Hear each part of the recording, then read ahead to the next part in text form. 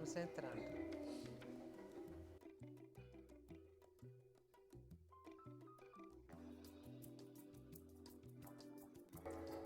Boa noite. Alguns anos separam duas realidades bem distintas que marcam o centro do Recife. A primeira delas, beleza e prosperidade. A segunda, esvaziamento e decadência. Em que contexto se dá essa transformação tão radical? O que fazer para devolver ao centro da cidade sua importância histórica, estratégica e de convivência? Que atenção deve ser dada também à área que chamamos de Recife expandido, ou seja, a área que circunda o trecho mais central da cidade. Esse assunto começa a ser debatido agora, aqui no Opinião Pernambuco.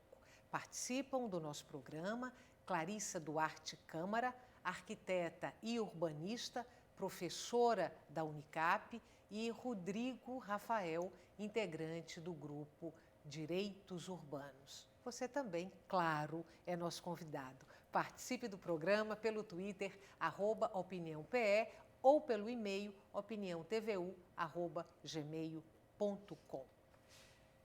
Boa noite. Muito obrigada pela presença de vocês aqui no Opinião Pernambuco. Eu falei agora há pouco que o centro do Recife tem dois momentos distintos, um momento de beleza e prosperidade e um momento de decadência e esvaziamento. Isso não é um fenômeno do Recife. Isso aconteceu praticamente em todas as grandes cidades brasileiras. Por quê? Como explicar essa decadência, se eu puder usar essa palavra, do centro das grandes cidades brasileiras? Bom, interessante que esse assunto que você está abordando foi um dos aspectos que foi abordado hoje de manhã na aula na Universidade Católica com alunos de projeto urbano, e eu fiz esta pergunta aos alunos, né, para ver, tentar captar deles, né, que são muito jovens, a maioria numa faixa de idade de 20 anos, que certamente não viveu, né, essa maioria não viveu na época do glamour do centro do Recife. E o interessante é que eles, de fato, não têm a referência dessa época positiva do nosso centro. Né? E o único aluno que respondeu mais próximo que chegou próximo de uma resposta, né, que acredito que seja essa, foi justamente um aluno que tem uma idade mais avançada e que pôde acompanhar isso. Então, na minha opinião, acredito que isso é ponto passivo entre os pesquisadores de urbanismo, é que a gente sabe que Recife, bem como diversas cidades brasileiras e também de outros países, né, no mundo também, sofreu com digamos assim, dois movimentos quase que paralelos e concomitantes. Vamos dizer, a ocupação massiva da cidade como um todo, né, eu falo, e o advento do automóvel. Né? Então, a gente teve as cidades começaram a ser um território muito procurado, né? O êxodo rural, isso tudo, né? A partir da década de 60, 70, né? Principalmente por aí, e o advento do automóvel fez com que territórios como o nosso, territórios centrais, que não estavam preparados com calhas de vias, com um número de estacionamentos, vamos dizer assim, compatíveis com a demanda da época, não conseguiram absorver esse novo modus vivendi, vamos dizer assim, que foi implantado particularmente nesse momento nas cidades americanas, de uma forma geral, mas que foi um movimento que também aconteceu em muitas cidades europeias. Então, eu acredito que foi essa questão do automóvel, né? O exemplo, justamente, a gente tem a Guararapes, que você não tem estacionamentos lá, e a gente percebe que os grandes escritórios de advocacia, os grandes consultórios médicos, as lojas mais renomadas, não conseguiram sobreviver ali porque as pessoas de classe média e alta não mais chegavam ali com seus veículos. Né? Então, acredito que esse foi um dos fortes fatores. Oi, desculpa. Não, a respeito desse, acho que concordo com Clarissa. Tem um elemento, eu acho, de que é um fenômeno nacional e que eu acho, por exemplo, a posição dos atores que, de alguma forma, eles contribuem na produção do espaço, acho que dá para a gente entender melhor esse processo, né? A área, por exemplo, do Recife, do centro do Recife, grande parte dela foi construída até a década de 80, né? 80% geralmente da área do centro do Recife, ela tem sua produção até a década de 80. E aí, a partir dessa década de 80 até num período anterior, por exemplo, você tem a ação do capital imobiliário, por exemplo, focando novas áreas para explorar. Então, o crescimento de Boa Viagem é um marco disso, a expansão também para a área de Casa Forte, de Madalena, essas outras áreas. O capital imobiliário passou a ter mais interesse nessas novas áreas por parte do poder público. Você não tem uma grande política de revitalização, de manutenção dessas áreas dos centros urbanos e as classes populares têm uma grande dificuldade de ter acesso ao centro da cidade porque essas áreas geralmente custam caro, né, para você acessar. Então, você tem essa dinâmica dos atores que interagem nessa produção da cidade dessa forma, né, atuando nesse sentido. Então, por exemplo, houve um conjunto de esforços para transformar esse processo. Inclusive, existe um programa do governo federal, existiu, né, nas gestões passadas, de reabilitação dos centros urbanos. Você teve, nas últimas décadas, várias ocupações, por exemplo, de movimentos sociais, de imóveis vagos, né, tentando reverter esses imóveis que estavam ociosos para a moradia popular. Então, você tem uma série de iniciativas, mas você não tem uma ação sistemática, por exemplo, que consiga, de alguma forma, uma convergência para que esses esforços se transformem num processo de revitalização dessa área. Essa ocupação dos movimentos Sim. sociais, se não me falha a memória, aconteceu ali na Avenida Guararapes, aquele Sim, tem prédio, o prédio, aquele edifício Trianon, sim, que é um dos mais antigos da Avenida Guararapes, teve um determinado momento que foi ocupado pelo MTST, o pelo Movimento dos Trabalhadores Sem Teto. sem teto. Mas antes disso, por exemplo, em 99 a gente já teve a ocupação do próprio MTST do edifício do INSS lá Que na também Dantas fica Barreto. perto, Exatamente. fica ali perto. Em 2010 houve essa ocupação do MTST do edifício Trianon, que também e aí essas famílias que ocuparam depois do processo que houve a judicialização dessa ocupação, migraram para o edifício do IBGE na Rua do Hospício. Então você tem uma tradição de movimentos sociais, não só no Recife, mas em São Paulo, se a gente for olhar o cenário de São Paulo. São Paulo tem dias que amanhecem com 11 ocupações, 20 ocupações de imóveis vagos. Então, essa realidade de dar função social a essa propriedade que está ociosa, os movimentos sociais têm contribuído bastante em trabalhar em cima dessa questão, né? No caso do Recife, uma área que me chama particularmente a atenção é exatamente a Avenida Guararapes, que eu acho uma avenida muito bonita, né? Tem um trecho ali muito representativo, inclusive, da arquitetura de uma determinada época, tem uma importância histórica para o Recife. Se eu não me engano, a Avenida Guararapes foi a primeira avenida do centro do Recife que no projeto teve contemplado a questão do transporte público de massa. Também representa ali um momento ali do governo Getúlio Vargas, enfim.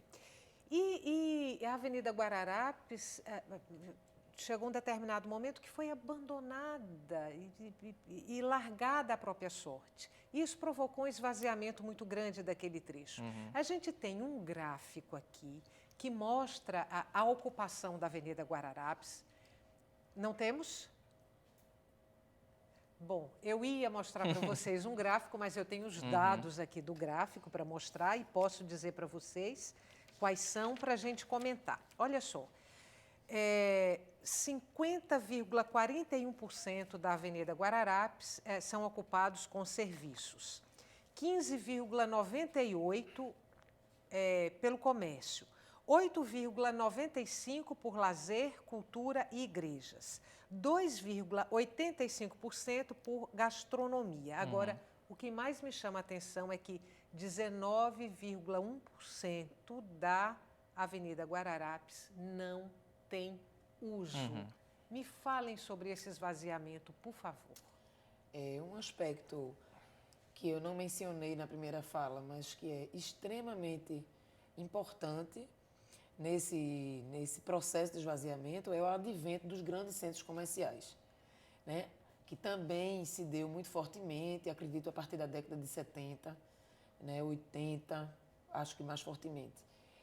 A partir do momento que a cultura urbana de uma cidade enfraquece o pequeno comércio, ou o comércio local, que não necessariamente é pequeno, né? O comércio de proximidade, como é chamado na França, por exemplo, o que acontece é um fenômeno extremamente, do meu ponto de vista, negativo na cidade e que, infelizmente, vem acontecendo e vem permanecendo até hoje, né? Haja vista os últimos grandes shopping centers que foram construídos na cidade. Por que isso?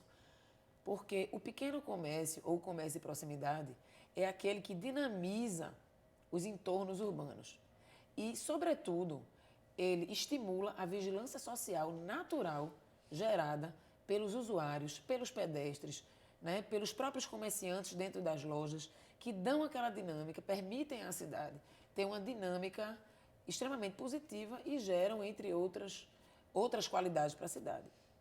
Enquanto os grandes centros comerciais, eles não só tiram todos esses usuários ou potenciais compradores dos centros urbanos e do pequeno local e transfere para uma única zona que é propagandeada como uma outra cidade, climatizada, uma ilha de felicidade, que é absolutamente desarticulada da cidade, né? Todos os shoppings que a gente tem aqui no entorno da cidade do Recife, com o Shopping Boa Vista tem um pouco diferente, justamente por se tratar de um shopping inserido na cidade, mas ainda assim segrega um pouco espacialmente, né? As pessoas do espaço público, as pessoas dentro do espaço privado, do espaço público, a maioria você vê o quê? Você tem paredões de 12, 15, 20 metros de altura que são separados, distanciados do espaço público por dezenas de metros de estacionamento ou de edifícios de garagem e que não permitem nenhuma dinâmica para o espaço público, a não ser um fluxo elevado de veículos entrando e saindo daqueles shoppings, né? Acho que em relação a isso, acho que também a questão do desequilíbrio dos usos e das funções, né? Você tem 50% de serviços, né? E a área habitacional praticamente inexiste, né? Você não tem, por exemplo, você tem que construir uma política habitacional para a ocupação do centro que contemple, inclusive, as várias classes nesse mesmo espaço, né? Que tenha a necessidade do suprimento da necessidade das classes populares para a ocupação desse centro, mas também das faixas de renda maior para você garantir essa mistura, né, no centro da cidade. Então, acho que por exemplo, existem dados levantados pela uma pesquisa que é o Projeto Moradia Central, que foi realizado pelo Fórum de Reforma Urbana de Pernambuco, que também foi feita em outras capitais do Brasil, que coloca que no centro do Recife nós tínhamos, em 2009, esse dado não está atualizado, a prefeitura também não dispõe desse dado, então você tinha naquela época 3.361 domicílios vagos, 257 imóveis privados ociosos ou subutilizados e 145 hectares de áreas públicas onde você poderia estar provendo habitação de interesse social, né? Então você tem essa questão do desequilíbrio, principalmente porque as pessoas não moram no centro, né? Então, para dar vida a essas áreas, é preciso habitar esses locais. Que é, de certa forma, um contrassenso, porque o centro do Recife é uma área que concentra muitos empregos, muitas pessoas trabalham nessa área da cidade e moram muito longe dos seus locais de trabalho. Essa aproximação do local de moradia do local de trabalho não resolveria, não ajudaria a minimizar também o problema aí da mobilidade do Recife? Sem dúvida, sem dúvida. O que se discute hoje no urbanismo mundial, né, nas grandes discussões urbanas, a exemplo do projeto, a grande pesquisa realizada na França recentemente, que foi o projeto Grande Paris, que foram pesquisas encomendadas por pelo presidente Sarkozy, na época, que encomendou a 10 escritórios internacionais diferentes, né, um diagnóstico e novas formas de projetar, no caso a Paris metropolitana, né, mas pensando com um pensamento antenado no que está acontecendo no mundo. E, além da questão da densidade, que foi uma palavra-chave dentro disso, né, você trabalhar a questão da densidade urbana, a valorização dos centros antigos ou de lugares já infraestruturados como territórios potenciais de reabilitação, foi foco das diretrizes anunciadas por esses arquitetos. Né? Então, assim, eu acho que isso tem tudo a ver com o que Rodrigo tem falado, né? A gente aproveitar, é muito mais importante reconstruir do que construir o novo.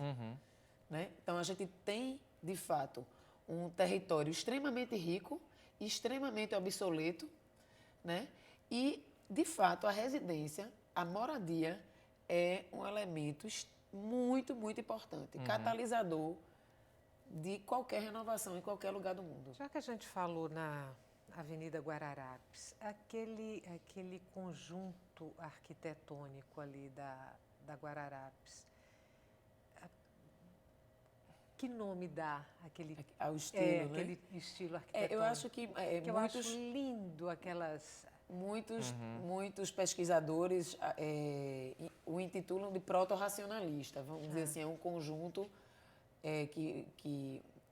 uma época arquitetônica ou de projetar arquitetura que antecedeu a arquitetura modernista, né?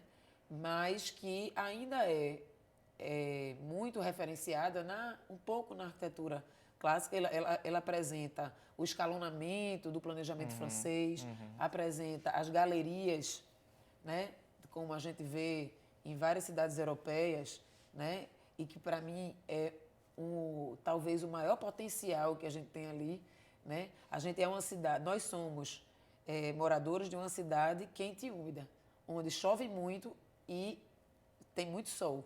Então, a galeria é um presente para o habitante da cidade, porque protege da chuva e protege do sol. Né? E para o comerciante ou o ocupante do comércio ou do serviço que está ali instalado, é extremamente benéfico, né? Porque traz o pedestre, traz o consumidor para junto dele. Né? Então, eu costumo dizer sempre para os alunos nas aulas que aquela arquitetura, a gente ainda tinha naquela época uma arquitetura urbana. E hoje a gente não está mais construindo arquiteturas urbanas.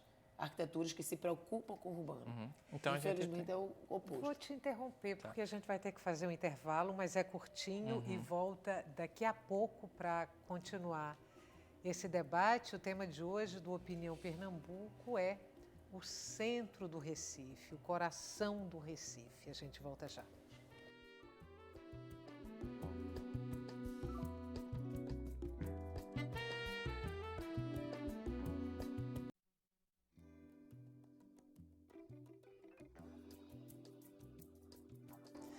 Estamos de volta com Opinião Pernambuco. O tema de hoje do nosso programa é o centro do Recife. Participam dessa conversa Clarissa Duarte Câmara, arquiteta e urbanista e também professora da Universidade Católica de Pernambuco, e Rodrigo Rafael, integrante do grupo Direitos Urbanos. Você pode participar do nosso programa, você é nosso convidado. E aí você pode mandar perguntas e comentários pelo Twitter, @opiniãope, ou então pelo e-mail opiniãotvu@gmail.com.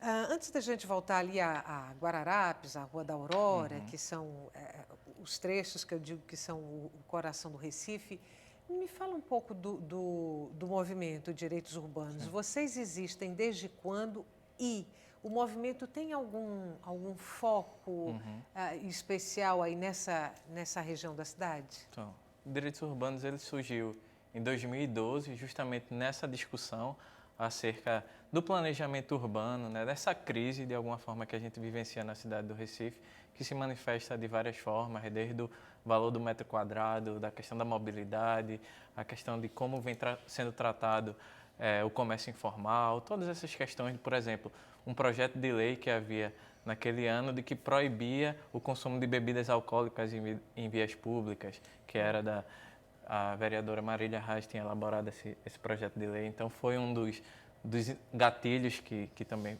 fortaleceu essa criação de direitos urbanos.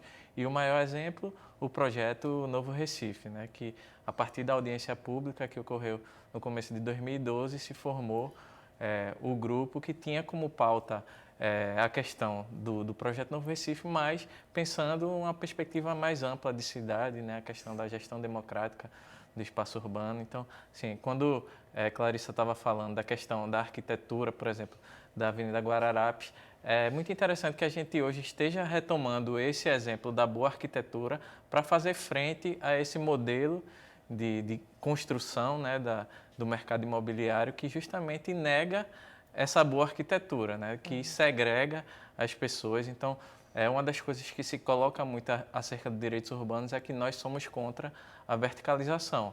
Nós não somos contra a verticalização, nós somos a favor de uma verticalização pensada para as necessidades e que justamente favoreça, por exemplo, a questão do uso misto é um dos debates que nós trazemos mais, né? De que, por exemplo, a boa arquitetura e a Avenida Guararapes é um exemplo disso, né? Que você tem o uso comercial embaixo, que você favorece o trânsito das pessoas, a vida naquele lugar, e você tem também por cima o uso habitacional ou de serviço, o que seja.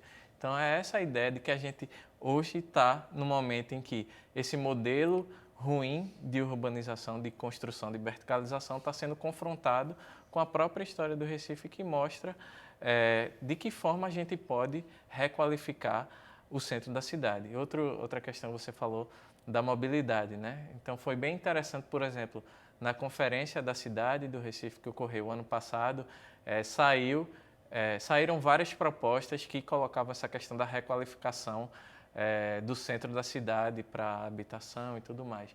Mas foi interessante que apareceu justamente no grupo que discutia mobilidade essa proposta, né? Então, quando a gente teve na plenária, por exemplo, como assim discutindo a requalificação do centro do Recife para habitação? Por que isso está no debate sobre mobilidade? Justamente a defesa foi essa, né? Você diminui a necessidade dos deslocamentos, você faz com que as pessoas caminhem mais pelo centro, em vez de pegar ônibus agora nesse sistema das integrações, né? Que vem lá do Ibura, que vai para Tanqueira Neves para poder vir para o centro, vir de Camaragibe, enfim, que cada vez você tem mais, quando você não ocupa o centro, essa dinâmica de periferização, né, das pessoas morando cada vez mais longe do centro, mas trabalhando e tendo sua subsistência ligada a essa área. Então, de alguma forma, como integrar esses debates. Vocês falaram em segregação.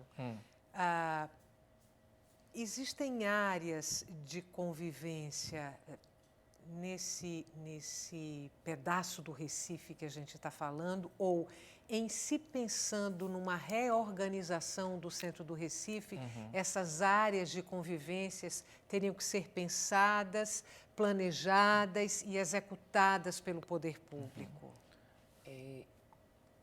Eu acho o seguinte, uma das, vamos dizer assim, dos meus focos de pesquisa e uma luta enquanto docente, enquanto professora e planejadora da cidade, é justamente a missão de mostrar para as pessoas, para os alunos e etc., o papel fundamental dos eixos urbanos, das ruas da cidade, enquanto espaços públicos contemporâneos por excelência. Ou seja, nós não podemos considerar que essas áreas de convivência são apenas parques, praças e jardins. Né? Temos que enxergar os contextos urbanos, enxergando neles os sistemas de espaços públicos. Esses sistemas compreendem as vias urbanas e os espaços polares, como os que eu citei agora. Então, a partir do momento que a cidade, os planejadores, né, os empreendedores urbanos passarem a enxergar esse sistema como algo integrado e não apenas, vamos dizer assim, absolutamente dividido entre sistema viário e espaço público vegetado, né? Enquanto houver essa distinção absoluta entre esses dois espaços, a gente não vai alcançar uma coexistência ou uma convivência contemporânea nas cidades, ou convivência urbana nessas cidades contemporâneas satisfatória. Porque, de fato, hoje, o ser contemporâneo ele vive muito mais tempo nas ruas do que nas praças e jardins, né? Forçosamente. Esteja ele no carro, no ônibus, na bicicleta ou na calçada. Né? Então, assim, trabalhar as ruas da cidade como elementos integradores e, sobretudo, integrados ao espaço privado é um grande desafio, contudo, extremamente possível e, vamos dizer assim, do ponto de vista pragmático, metodológico, é absolutamente possível de inserirmos isso no planejamento, nas leis urbanas, nas práticas dos escritórios de arquitetura e engenharia e ainda de forma rápida, a curto prazo. A gente não precisa de 10 anos para rever o plano diretor, nem mais 5 anos para rever a lei de ocupação do solo. Né? A lei desenha a cidade, sim, sem dúvida, e precisamos urgentemente rever as leis da nossa cidade. Mas a gente não precisa esperar 5, 4, 10 anos, 2 ou 3 gestões para que isso tudo seja transformado. A gente pode fazer isso já. E por falar em calçadas, as calçadas nessa área da cidade que a gente está discutindo, que é esse centro e esse centro expandido. Como estão elas? Elas refletem, acho que a realidade das calçadas da cidade como um todo, né? Acho que essa forma tanto de apropriação quanto de não manutenção, de não preocupação, na verdade, né? A calçada é um dos elementos que menos parece ser pensado quando está se pensando a questão da cidade, né? Do espaço urbano. Você tem, por exemplo, se você for andar na Conde da Boa Vista, nas áreas do centro, é muito difícil você conseguir passar de uma rua para outra sem, inclusive, atravessar no meio da via, né? Pela própria qualidade das calçadas. E, enfim, acho que essa questão é também fundamental para essa questão da convivência e também para ser pensada, né? No âmbito do planejamento. Mas só retomando um pouco a questão, dessa questão da convivência, que eu acho que é bem interessante, é que eu acho que existe de alguma forma, mesmo que pequena, essa convivência na área do centro, mas eu acho que ela reflete também uma contradição que é das cidades brasileiras, que é do diálogo entre o formal e o informal. Você tem várias ocupações, não por parte de movimentos, mas espontâneas mesmo. No próprio Recife Antigo, áreas que edifícios abandonados, mas que tem pessoas morando lá dentro, na área também ali de frente para o Capibaribe, naquele edifício do Diário da Manhã, por exemplo, que você tem ocupações informais de pessoas que moram ali há muito tempo e muitas vezes são invisíveis, né, para o olhar tanto das pessoas que passam por aquela área e principalmente pelo poder público, né, que não atua na regularização, na formalização, de reconhecer aquilo como um espaço oficial da cidade e, inclusive, da área, se a gente for pensar o centro expandido, né, como a RPA, a região política administrativa, que você tem bairros como Coelhos, bairros como Cabanga, que muitas vezes convivem com essa questão da informalidade, da precariedade das condições de habitação. Você tem também essa convivência, mas ainda nesse processo de precarização, de informalidade que precisaria ser enfrentado. É isso que eu queria que vocês esclarecessem um pouco. O que é o centro? Qual é a área do centro?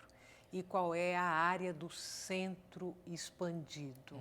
Qual é a delimitação de cada uma dessas áreas? O que se entende, né, como, na verdade, é como você acabou de dizer, eu acho que existe uma compreensão social ou uma incompreensão social do que é o centro urbano da cidade, do Recife, e existe uma delimitação quase que administrativa, vamos dizer assim, né, urbanística.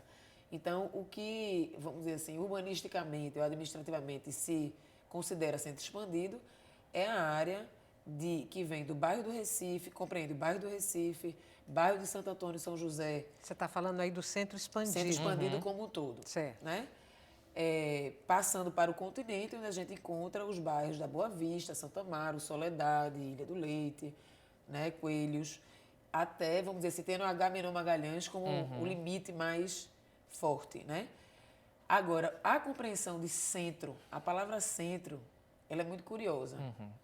Há cerca de 12 anos atrás, eu fiz uma pesquisa na Universidade enquanto eu estava terminando o curso de arquitetura na Universidade Federal, né, justamente uma pesquisa sobre a Avenida Dantas Barreto e sobre o Centro Histórico, e fiz uma entrevista com cerca de 100 pessoas, vamos dizer assim, no leito da Avenida Dantas Barreto, e perguntava assim, aonde você se encontra? Tinha gente que dizia no centro, tinha gente que dizia no bairro do Recife, tinha gente que dizia na Boa Vista, entendeu?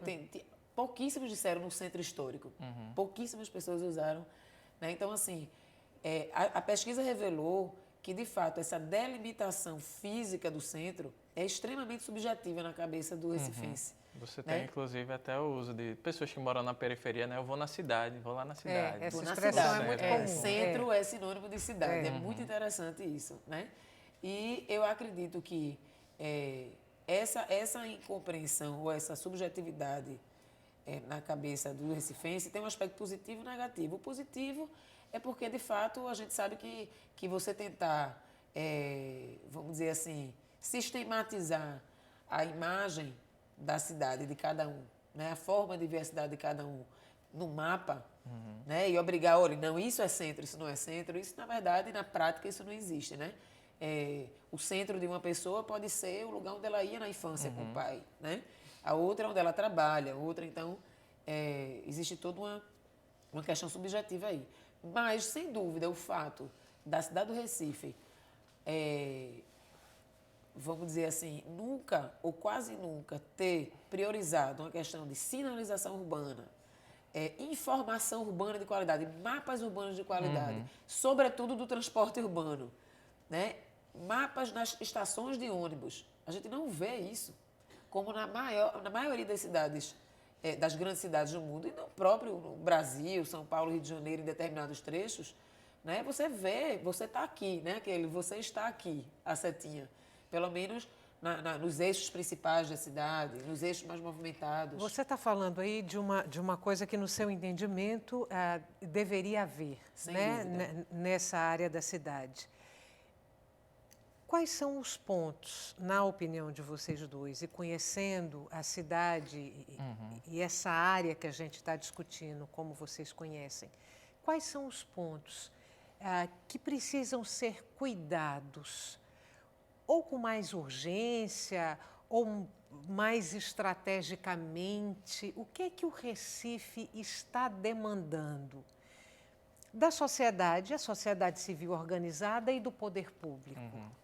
O quê? Se me permite, o que eu acredito, dentre tantas estratégias, é extremamente você apontar uma, né, dentre tantas necessidades ou tantas carências que a cidade apresenta. Mas, a partir do momento que a gente enxerga de uma forma integrada a importância de se trabalhar simultaneamente o espaço público e o privado, né? Não apenas tentar trazer moradia para o centro e ocupar imóveis ociosos, mas também reabilitar o espaço público adjacente. Porque há muito tempo existem vários movimentos e projetos de várias áreas para tentar estimular a moradia no centro. Mas quem vai querer morar no lugar, não importa a classe social, se você não tem uma via bem cuidada, uma avenida bem cuidada, se você não tem usos que sejam complementares à habitação, como mercadinhos, farmácias, A segurança creches. também é um problema? A segurança é fundamental. E a segurança, ela está dentro desse contexto da dinâmica urbana, totalmente relacionada à questão da mobilidade e à questão de como se planeja os espaços públicos viários ou as vias da cidade. E aí eu queria puxar a questão da calçada que você tocou antes, né?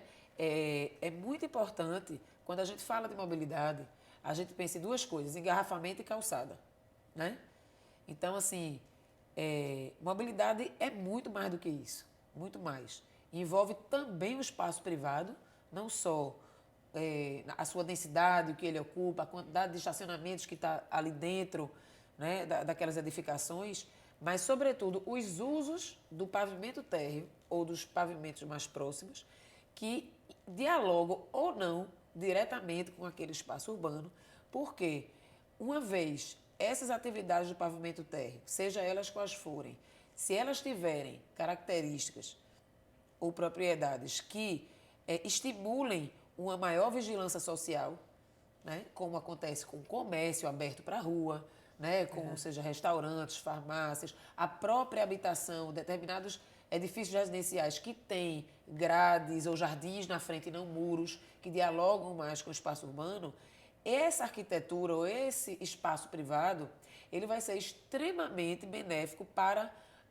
o estímulo do sentimento de segurança do cidadão no espaço público, né? E aí eu gosto de ratificar ou de chamar a atenção que índice de segurança ou de violência não é sinônimo de sentimento de segurança, né? Eu costumo usar um exemplo em sala de aula de que eu posso me sentir muito mais insegura numa rua em Paris, cercada por muros de metrô, do que no meio da Dantas Barreto.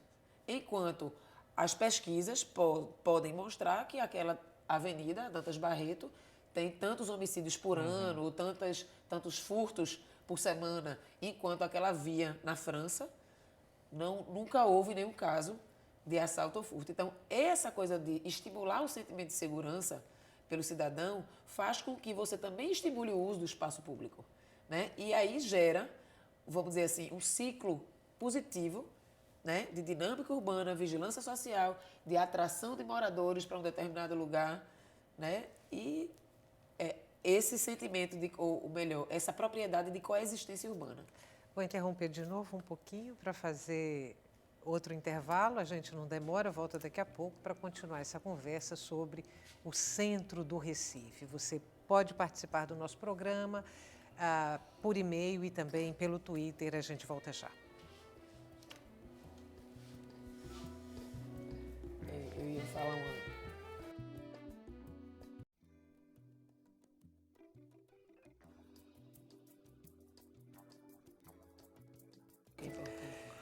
Estamos de volta com Opinião Pernambuco. Na pauta de hoje, o centro do Recife. Participam dessa conversa Clarissa Duarte Câmara, arquiteta e urbanista, professora da Universidade Católica de Pernambuco, e Rodrigo Rafael, integrante do grupo Direitos Urbanos.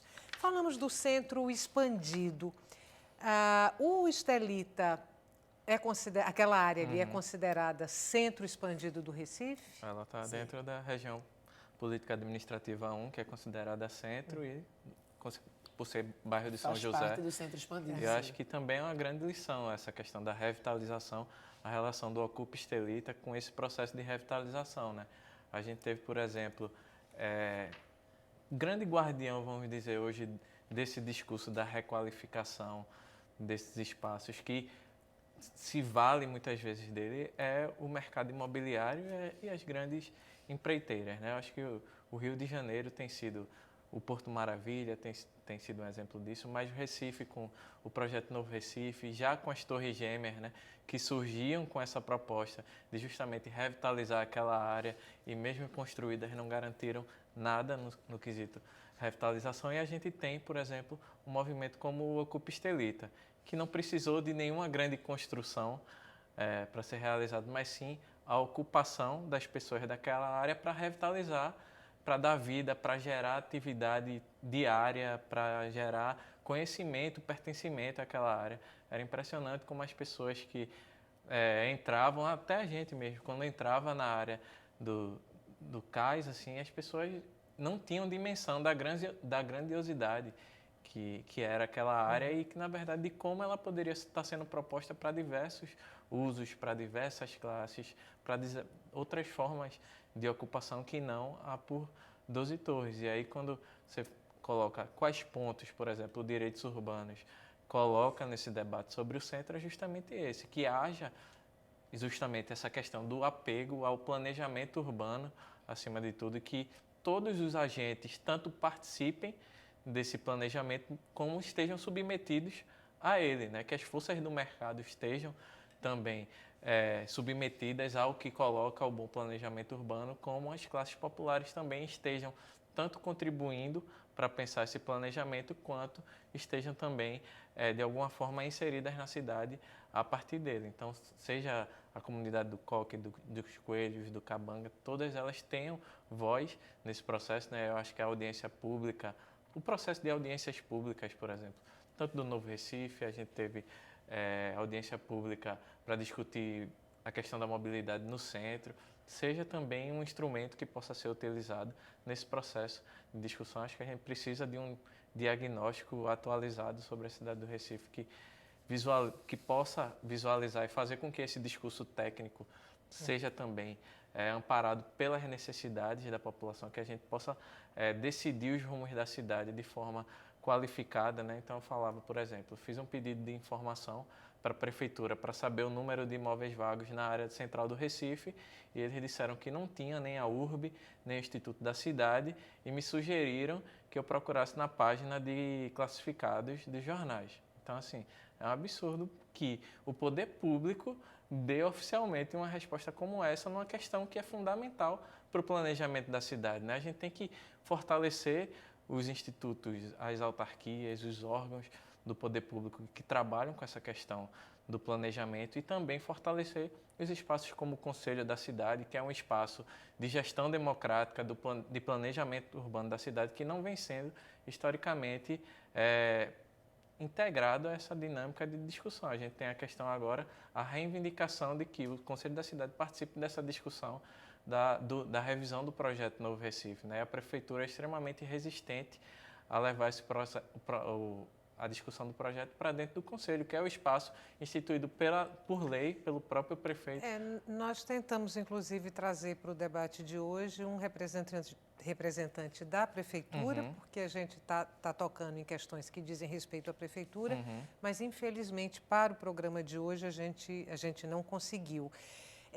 Clarissa, você fez um estudo com um grupo de arquitetos da universidade, me parece também com um grupo de alunos, fazendo uma radiografia, um mapeamento desse centro expandido do Recife. Quais são os pontos que você considera principais nesse documento, ou nesse estudo que vocês fizeram? Na verdade, na Universidade Católica, a gente vem desenvolvendo já há muitos anos uma série de estudos de diversas áreas do centro expandido, né? Notadamente com essa preocupação de olhar simultaneamente o espaço privado e o espaço público nos seus diversos elementos, como a mobilidade, a vegetação, o mobiliário urbano, a arquitetura, né? De forma conjunta. Então, trabalhamos muito o entorno da Universidade Católica, o polo educacional, trabalhamos áreas... Que está expandido também, né? Porque agora ele está chegando na Guararapes. Né? A gente tem estudos em torno da Cruz Cabugá e temos um estudo muito importante justamente no Cais Estelita, né? Exatamente no início do movimento Ocupa Estelita, há 2 anos atrás, a Universidade Católica acompanhou desde o início e, vamos dizer assim, vestiu a camisa dessa forma de repensar a cidade, dessa necessidade de repensar o planejamento da cidade. E a gente, desde 2012, a gente realizou um workshop interno na universidade com professores, alunos e ex-alunos para repensar e redesenhar aquela área já no início do processo, né? Apesar de, na época, a gente não ter dados muito claros sobre o projeto, apenas a gente trabalhou com dados da mídia. Então, em 2012, no primeiro semestre de 2012, foi segundo 2012, a gente trabalhou esse workshop em junho. Em julho, a gente lançou um pequeno livro sobre essa metodologia e a forma de pensar. E, em seguida, trabalhamos durante mais 1 ano e meio com os alunos em disciplinas consecutivas todas as fases do planejamento urbano necessárias que precedem o projeto da arquitetura.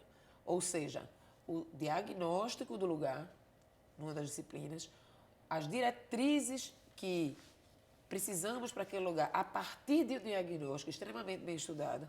Após isso, planos urbanísticos, como plano de mobilidade, plano de sistemas de espaços públicos, planos de preservação e plano de uso do solo.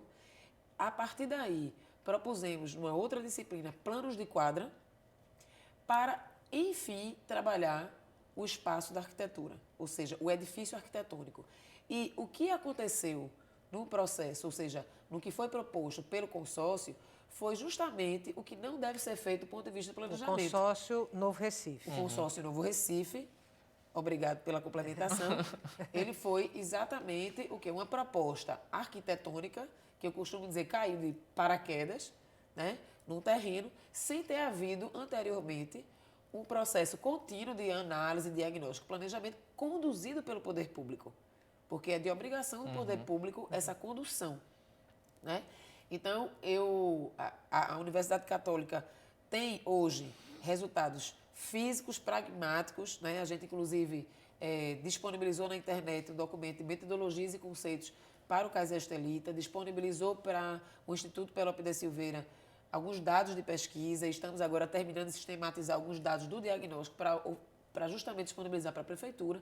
E eu acredito que o papel da Prefeitura atual, da gestão atual, é extremamente difícil, porque, de fato, sem entrar em pormenores legais e políticos e partidários, a gente não pode negar que eles chegaram na gestão com abacaxi né, ali na mão.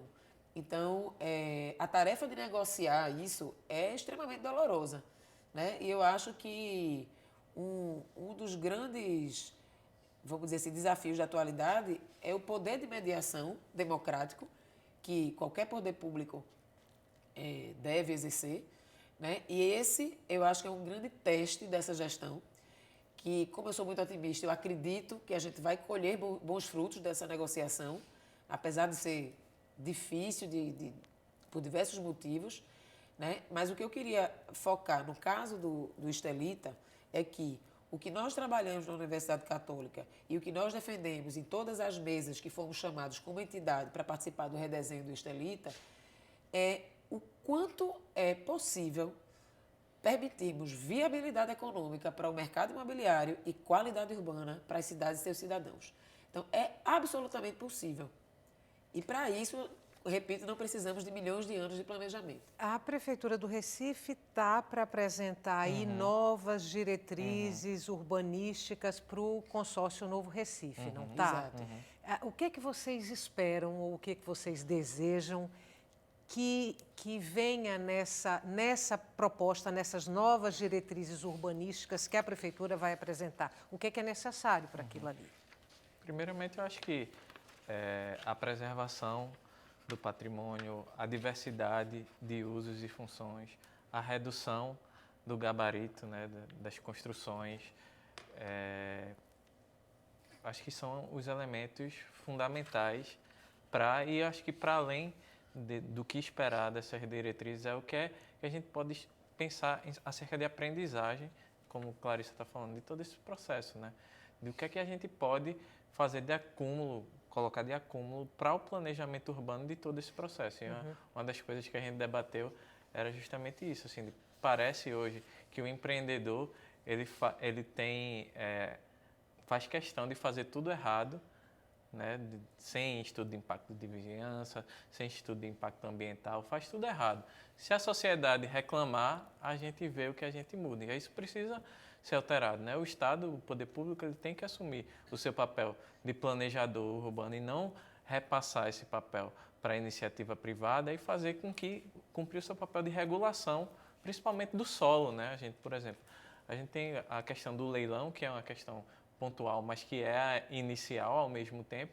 Você tem aquela área que era área pública e é repassada a preço de banana para a iniciativa privada construir de qualquer forma, né? Porque não houve um debate com a sociedade, primeiramente, para saber que destinação aquela área poderia ter, que poderia, inclusive, ser repassada a parte para a iniciativa privada. Não é o problema, esse discurso. Nós não estamos para demonizar as construtoras, a iniciativa privada, não, mas que ela esteja submetida a essas condições e a essa qualidade urbanística que a gente pensa para uma cidade de fato sustentável, né? Então é esse discurso que a gente espera que a partir desse processo do projeto Novo Recife seja incorporado na dinâmica de produção da cidade. Que ele seja um marco, né? Sim, uma inflexão nesse um processo outro tipo de produção. Gerenciamento dessas questões e desses projetos. Olha só, antes da gente continuar,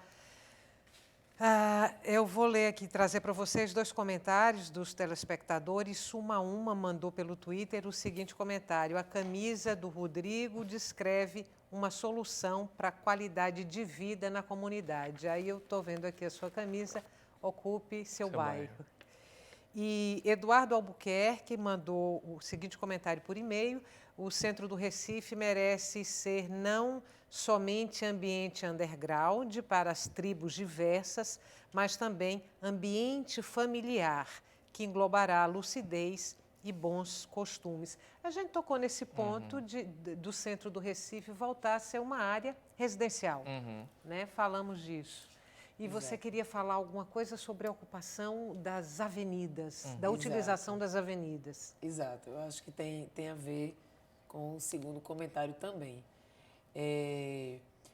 Eu acho que esse apelo que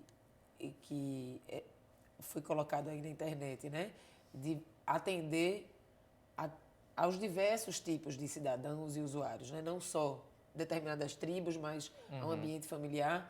Eu acho que a partir do momento que a gente trabalha os espaços públicos, e repito, considerando como espaços públicos tanto os eixos como as ruas da cidade, as praças e parques, de uma forma integrada, a gente sem dúvida atende a todos esses grupos, né? Porque a rua é um espaço de todos, a praça é de todos, né? Os jardins. E a partir do momento que a gente enxerga as ruas e particularmente as grandes avenidas ou vias principais, como está previsto no próprio plano diretor, né, as ZEDs de eixo, né, zonas de desenvolvimento econômico de eixo, que como lugares estratégicos de investimento, né, de diversos setores, inclusive o imobiliário, a gente, de fato, começa a tentar buscar um caminho que integre esse espaço público e as necessidades do espaço privado, do mercado imobiliário, do comércio, né, e etc. Então, se a gente, olhando para o centro expandido, a gente toma, por exemplo, a Dantas Barreto, né? A Dantas Barreto, ela corta Santo Antônio e São José e chega no Zé Estelita, apesar de ter sido originária de um processo extremamente traumático para a cidade, porque ela rasgou em 2 momentos distintos, demolindo diversas construções civis e 2 edificações religiosas. Um patrimônio histórico, né, da cidade. Exato. Apesar de ter sido muito traumático, ela é uma realidade, ela está lá, né? Uma das entrevistas que eu fiz nessa pesquisa anos atrás, eu achei muito interessante o comentário de um policial militar, que eu perguntei o que ele achava da avenida, ele disse, é uma bela avenida abandonada. E aí eu me perguntei, ela já foi bela? Né? Na minha opinião, acho que ela nunca foi bela, aquela avenida. Mas ele viu na frente. Então, quer dizer, um cidadão comum com a visão estratégica do meu ponto de vista. Por quê? Se ela está lá, por que não trabalhar ela como eixo estratégico? A partir dela, você tem acesso a todos os principais elementos históricos do centro. E aí, o que é que a gente faz que tem a ver com o processo de moradia? Vou pedir para você encerrando, que o nosso tempo está acabando. Certo. Normalmente, o que a gente vê hoje no centro? Revitalizações pontuais, revitalização do Pátio São Pedro, revitalização daqui, revitalização dali, sem revitalizar os eixos que dão acesso a esses monumentos. Se você não faz isso, ninguém vai chegar nos monumentos de paraquedas. E o monumento não se sustenta. Então, você vai precisar revitalizar o Pátio São Pedro durante 10 anos, 20, 30. Né? Mas se você revitaliza primeiro a Avenida Dantas Barreto, por exemplo, você naturalmente vai revitalizando tudo que está no seu entorno e trazendo, inclusive, a moradia. Como isso pode acontecer no entorno das grandes avenidas, como a Conda Boa Vista, a Cruz Cabugá, né, Mário Melo, etc.